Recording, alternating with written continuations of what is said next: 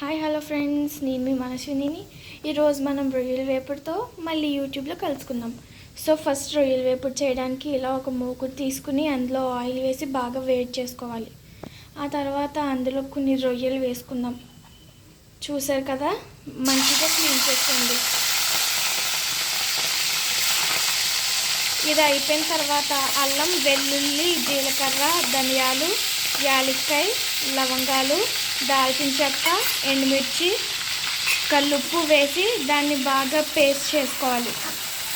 చూస్తున్నారు కదా, దీన్ని ఇలా కాసేపు ఫ్రై చేసుకోండి.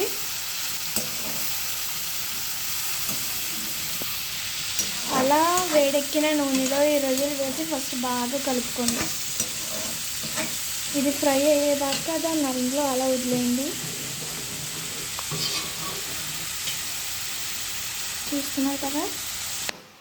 చూస్తున్నారు కదా మనం ఇలాగా మొత్తం క్లీన్ చేసిన రొయ్యలు వేసిన తర్వాత ఆయిల్లోకి కొంచెం వాటర్ అయితే వస్తుంది.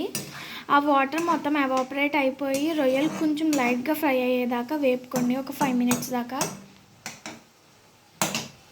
చూస్తున్నారు కదా, కొంచెం లో ఫ్లేమ్లో పెట్టి దీన్ని అలా ఫ్రై చేసుకోండి. చూస్తున్నారు కదా గైస్, అలా 5 minutes తర్వాత బాగా కొంచెం ఫ్రై చేసుకున్న తర్వాత అలా మనకి బబుల్స్ అయితే వస్తూ ఉంటాయి. సో జాగ్రత్తగా కలుపుకుంటూ ఉండండి. ఓకే, ఇలా వచ్చిన తర్వాత ఇందాక మనం పేస్ట్ ప్రిపేర్ చేసుకున్నాం కదా, దాన్ని ఇందులోకి యాడ్ చేసుకోండి.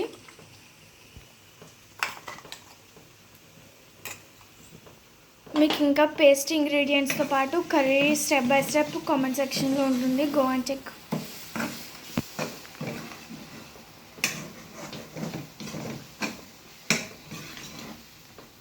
పేస్ట్ వేసిన తర్వాత మంచిగా ఆయిల్, ప్రాన్స్ అండ్ ఆ పేస్ట్ మొత్తం అంతా మంచిగా మిక్స్ అయ్యేలాగా కలుపుకోండి.